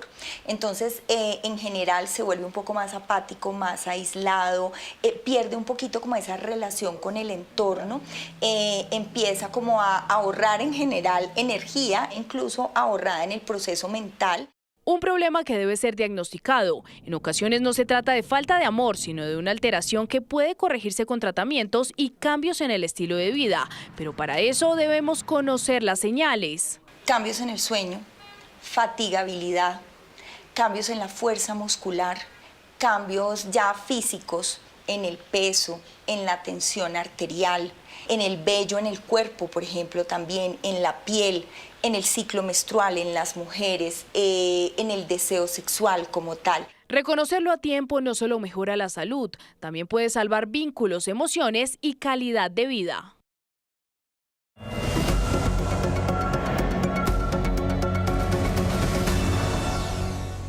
Buenas tardes. Arrancamos hoy el radar de la política con la decisión de María José Pizarro en las últimas horas, una de las más representativas congresistas del Pacto Histórico, que anunció que después de 2 legislaturas no volverá a aspirar al legislativo. Esto es fruto de una fuerte puja que se presentó en las últimas horas al interior del Pacto Histórico por la cabeza de lista al Senado, luego de que Carolina Corcho, que sacó más de 678,000 votos en la consulta del domingo pasado, dijera que este lugar le pertenece, pese a que antes, recordemos, se había pactado que Pizarro se bajaba de la contienda por la consulta para encabezar la lista al Congreso. Pizarro se hace a un lado y ahora pone a disposición su nombre. Podría ser o fórmula vicepresidencial o candidata a la alcaldía de Bogotá, quién sabe. Hoy hablamos con ella en Noticias Caracol en Vivo. Esto dijo. Ahora yo creo que el Pacto Histórico tiene que hacer reflexiones y que yo espero que sea lo que prime en el Pacto Histórico en adelante. El cuidado por el otro y por la otra, el reconocimiento por su trabajo, el cuidado como un eje central de la acción política del Pacto Histórico. Yo por lo menos es lo que he hecho y es lo que voy a seguir haciendo. El cuidado con quienes comparten militancia, el cuidado con la ciudadanía a la que nos debemos e inclusive el respeto por el contradictor político. A propósito, Carolina Corcho ya se pronunció a través de este mensaje en su cuenta de X. Dijo que asume la cabeza de lista al Senado, esa lista cerrada y paritaria, y que va a trabajar de manera colectiva para lograr la más alta votación en marzo y cambiar las mayorías congresionales. Escribió que para eso requieren, la meta es 55 senadores y 87 representantes a la Cámara, un objetivo muy ambicioso del que habló hoy en la reunión del Comité Político del Pacto Histórico. El Comité Político del Pacto Histórico ha decidido designar a la compañera Carolina Corcho como cabeza de la lista al Senado de la República. Saludamos y felicitamos al Pacto Histórico, a todas y todos los aspirantes en todos los territorios, y resaltamos la decisión del pueblo de participar y defender con su voto el derecho legítimo a la participación política. Y hoy precisamente se lanzó al ruedo otro integrante de la izquierda colombiana que seguramente va a aterrizar en ese Frente Amplio de marzo y va a ser competencia de Iván Cepeda, el exgobernador de Magdalena, Carlos Caicedo, del movimiento Fuerza Ciudadana. Asistió a la registraduría para inscribir su comité recolector de firmas y así se suma a la larga lista de precandidatos. Recordemos que tienen hasta el 17 de diciembre para recoger las más de 630,000 firmas. Y vamos a hablar ahora de la campaña campaña del precandidato presidencial Sergio Fajardo, que continúa hoy con su agenda en Montería, pero está preparando su gran encuentro de voluntarios en Medellín este 1 y 2 de noviembre. Esta es la invitación que está haciendo Fajardo. Este 1 y 2 de noviembre en Medellín vamos a tener el Encuentro Nacional de Voluntarios. La invitación está abierta, nos vamos a encontrar, vamos a compartir, vamos a recoger la energía que nos une a todos nosotros para multiplicarnos. Vamos muy bien, tenemos 100 cupos para quienes se quieran inscribir para participar. Están invitados, invitadas de todo Colombia. Este es el momento preciso. Encuentro Nacional de Voluntarios, 1 y 2 de noviembre en Medellín. 100 nuevos cupos, bienvenidos, bienvenidas. Y hoy en nuestra primera emisión escuchamos a María Fernanda Cabal, precandidata del Centro Democrático. Habló sobre su campaña y la meta que tienen para el Congreso de la República en 2026. Dijo que deben apuntarle a las 50 curules. Porque cada partido aspira a tener curules, a tener una bancada numerosa. Y eso no es con mezclas, salvo que usted llegue a acuerdos con aquellos que son minoritarios o con aquellos con que usted considere que en alianza en la consulta no va a haber dificultades en la votación de las listas. ¿Por qué les explico esto? Porque la fecha de la consulta pública para escoger el candidato va pegada de Senado y Cámara. La consulta es opinión, Senado y Cámara es más estructura. ¿Cómo se tienen más votos para el Congreso? Con la consulta. Si vamos con otros candidatos, tenemos que tener la certeza de que la base electoral vote por nosotros para tener 50 curules y tener candidato y que no haya una dispersión del voto.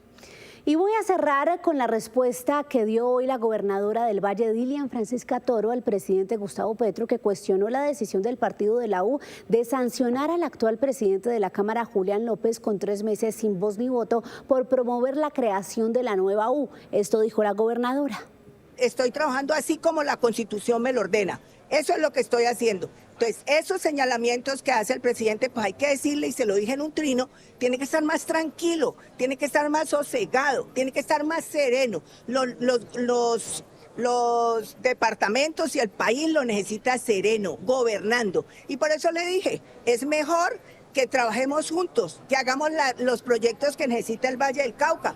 Por su parte, López dice que no está promoviendo ni un nuevo movimiento ni una escisión, es decir, la división al interior del partido, y que esto es una persecución en su contra por cuestionar a la gobernadora Dilian Francisca. Recordemos que esto podría incidir sobre la decisión del partido de otorgarle o no su aval para su candidatura en 2026. Todo eso se definirá en diciembre. Hasta aquí el radar de la política. María Camila, gracias. Durante un evento de la Corte Suprema de Justicia, la fiscal general de la Nación se refirió a la posible participación de la segunda Marquetalia en el crimen del senador y precandidato Miguel Uribe Turbay. Rocío Franco, ¿qué dijo la fiscal? Pues la fiscal general de la Nación, Luz Adriana Camargo, ha señalado que cada vez cobra más fuerza esta tesis que sería o estaría detrás de todo este entramado de lo que fue el homicidio de Miguel Uribe, la segunda Marquetalia, y que a esa conclusión se llega tras la captura y posterior judicialización de Simeone Pérez, alias El Viejo. Señala la fiscal general de la Nación que él es un principal articulador de todo este entramado criminal. Esto fue lo que dijo. Estamos dando con quien habría sido articulador entre el grupo operativo, que es el grupo de sicarios, y quienes habrían ordenado el magnicidio. Y la evidencia que nosotros tenemos es la cercanía que tiene Simeón con la segunda Marquetalia. En realidad la Fiscalía ha insistido en que esa es la ruta que la evidencia le ha marcado casi desde el principio. Si ustedes recuerdan el tema de Catherine y cómo Catherine viajaba a Florencia y a qué viajaba, por qué llegaba al Caquetá. Y digamos que estas nuevas evidencias que se han encontrado con Simeón están confirmando esas teorías. Dice también la fiscal general de la Nación que no descarta llegar con alias El Viejo a un preacuerdo, aunque aún señala no han existido ningún tipo de acercamientos. Pero de otro lado se ha referido la fiscal general al tema de la Colombia humana y la inspección realizada en las últimas horas. Ha explicado las dos tesis que se están manejando dentro de esta investigación.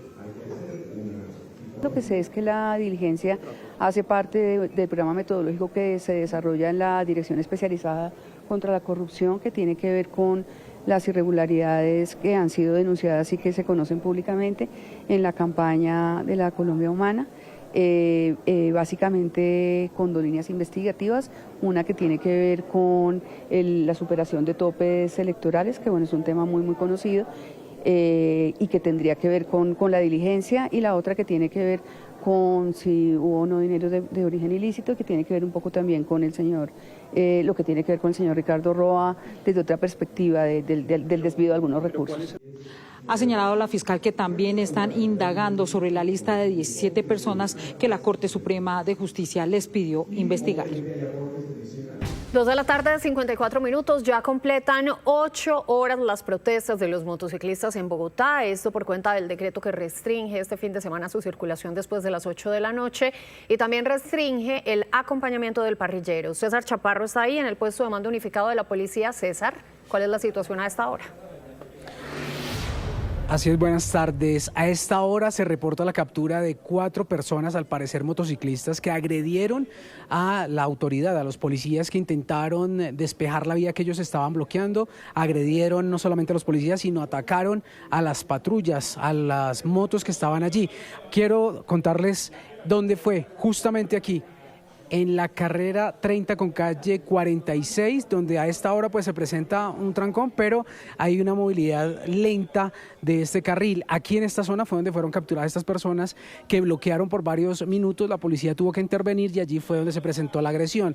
Dicen las autoridades en este momento aquí en el puesto de mando unificado que hay varias manifestaciones en el Museo Nacional y cerca a la 30 con 56, donde estos manifestantes se dirigen hacia la Plaza de Bolívar. Vale la pena también resaltar que dicen las autoridades que se mantiene, digamos, el monitoreo en otras zonas de la capital del país. Por ahora son las 2 únicas afectaciones que se tienen en lo que tiene que ver con la movilidad. La situación más crítica, lo que ustedes ven aquí en la carrera 30 con calle 46. César, gracias. Y en otros temas, las autoridades capturaron al 7º presunto implicado en el asesinato de un biólogo italiano ocurrido en Santa Marta el pasado 6 de abril. Así se termina de armar el rompecabezas de este macabro crimen en el que los asesinos habrían utilizado una aplicación de citas para ubicarlo, robarlo y acabar con su vida. Alessandro Coatti era un reconocido biólogo que llegó el 3 de abril de este año a Santa Marta. El extranjero usó una aplicación de citas para buscar pareja, oportunidad que aprovechó una organización criminal para citarlo en una zona de playa. Allí, una cámara de seguridad captó esta imagen, donde se ve al italiano hablando aparentemente con Uber Etilio Torres García, persona que al parecer se encargaba de contactar a las víctimas para robarlas. Posteriormente, el europeo fue llevado a una casa en el barrio El Pando, en el sur de Santa Marta. En ese lugar, de acuerdo con las autoridades, fue amordazado, golpeado y asfixiado. Alessandro fue contactado a partir de Tinder, una red social, y llegó a Santa Marta, y a partir de ese momento todo se salió de control. Los integrantes de la banda criminal, al darse cuenta de la muerte de Alessandro, habrían decidido desmembrarlo para no dejar grandes rastros. Sin embargo, el 6 de abril la policía encontró las bolsas negras con los restos del extranjero en la zona de Bureche. Los jóvenes que inexpertos en su actividad criminal, jóvenes que sí se dedicaban al hurto, a robar a otras personas, pues pensaron que una de las buenas opciones sería desmembrar a esta persona y que la culpa recayera sobre alguna organización criminal. A pesar de que los criminales intentaron despistar a los investigadores, haciéndoles creer que era una muerte por narcotráfico, los agentes de la SIJIN y el CTI hallaron pruebas en varias viviendas del ADN de Alessandro Coatti. A partir de ese momento cayeron uno a uno Osvaldo Ospino, Isaac Márquez, Andrea Verdugo y José Alfredo Díaz Granados, señalados de participar en el crimen. Todos están en la cárcel mientras avanza el proceso judicial. Se detectaron restos de sangre al interior de una de las viviendas intervenidas. Con arduas labores investigativas se adelantaron entrevistas, recolección de rastros biológicos pertenecientes a la víctima, análisis de grabación de cámaras de seguridad. La única pieza del rompecabezas que le hacía falta a las autoridades era Uber Torres García, quien anoche, mientras jugaba fútbol, fue detenido por miembros de la SIJIN de Santa Marta. Presuntamente se dedicaba al hurto a mano armada, así como a captar víctimas mediante redes sociales para materialización de sus delitos. Los elementos materiales probatorios recopilados por los investigadores permitieron sustentar su presunta participación en el crimen que derivó en la solicitud posterior de la orden de captura.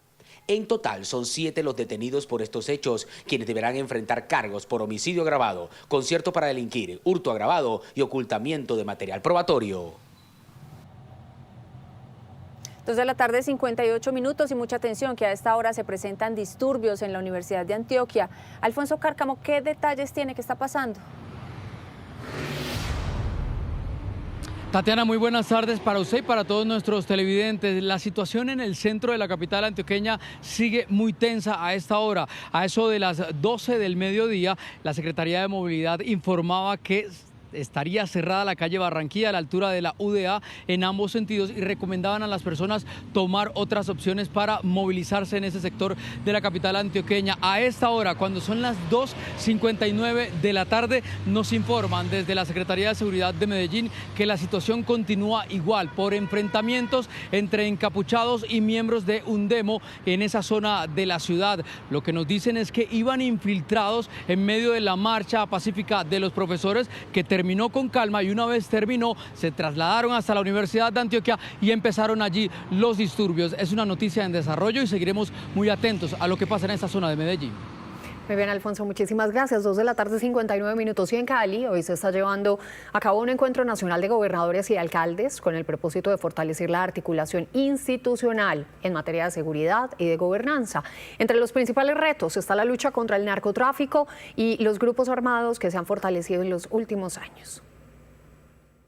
El terrorismo, el narcotráfico y la minería ilegal son los temas que reunieron hoy en Cali a varios gobernadores del país con el propósito de buscar las formas para enfrentar desde las regiones esas problemáticas que afectan la seguridad de la población civil. Vamos a contener la llegada de más grupos armados ilegales y que no nos ocupen nuestro territorio.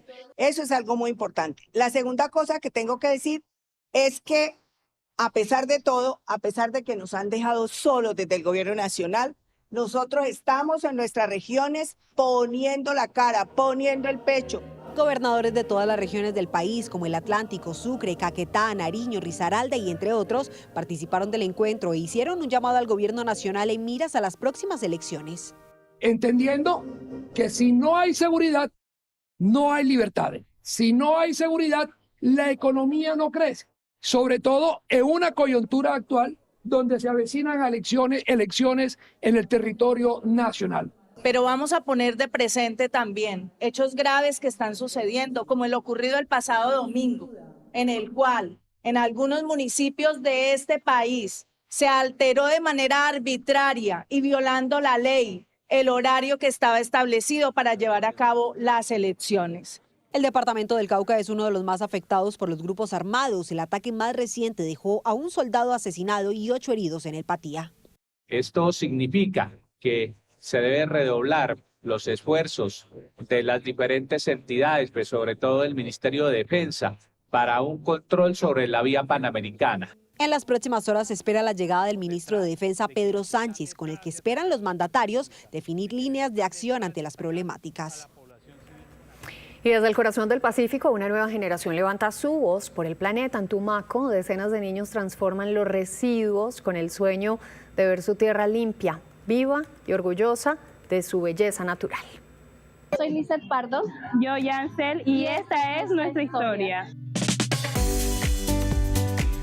Como Lizeth y Yancel, la infancia y juventud de Tumaco sueñan con vivir la perla del Pacífico libre de contaminación. Un reto que quieren cumplir gracias al respaldo de Save the Children, con la campaña de transformación de reciclaje. Porque Tumaco es un municipio que tiene hermosas playas, hermosos lugares turísticos, donde nosotros los jóvenes merecemos estar en un ambiente limpio y en un ambiente agradable. Playas limpias, jornadas lúdicas de dibujo y musicales invitan a las buenas prácticas del medio ambiente, haciendo honor a su eslogan, porque Tumaco merece brillar. Y hemos logrado elevar la voz de los niños y las niñas a nivel nacional y también proponer estrategias para implementar en sus comunidades. En estos momentos nos estamos sintiendo como que muy afectados porque las personas están botando demasiada basura en los mares o ríos. Tratamos de mantener el mar y las calles limpias para que cuando venga gente de otros lugares no digan que Tumaco es un lugar sucio, sino una ciudad limpia e impecable. Por su compromiso de cuidado hacia el medio ambiente y la transformación de residuos, Lisset, Yancel y los niños de Tumaco son colombianos que hacen historia. Noticia en desarrollo en Noticias Caracol. Son las 3:25 y volvemos con César Chaparro, quien nos cuenta cómo está la movilidad en Bogotá luego de más de 8 horas de bloqueos protagonizados por motociclistas que rechazan las restricciones anunciadas por la alcaldía desde hoy y hasta el próximo lunes. César. Catalina, lo que ustedes están viendo en este momento en pantalla es la cámara que está ubicada sobre la carrera 30 con calle 43. Vemos muchas personas que están caminando porque esa zona de la NQS carrera 30 está afectada al sistema Transmilenio. Hace unos minutos se presentó una especie de bloqueo intermitente por parte de los motociclistas, pero rápidamente fue intervenido por parte de la Policía de Tránsito y el UNDEMO, que está atento a este tipo de bloqueos que se están realizando por parte de los motociclistas. El reporte que entregan a esta hora es que hay 2 vías de pronto afectadas por estas manifestaciones, que es la carrera 30 o la llamada NQS con calle 80 y la NQS con calle 43. Las demás vías están operando de manera normal, pero sí hay una grave afectación en lo que tiene que ver con el sistema Transmilenio. Por ejemplo, las estaciones de Avenida El Dorado, la Universidad Nacional, el Campín, Movistar Arena y del 7 de agosto están afectadas en este momento.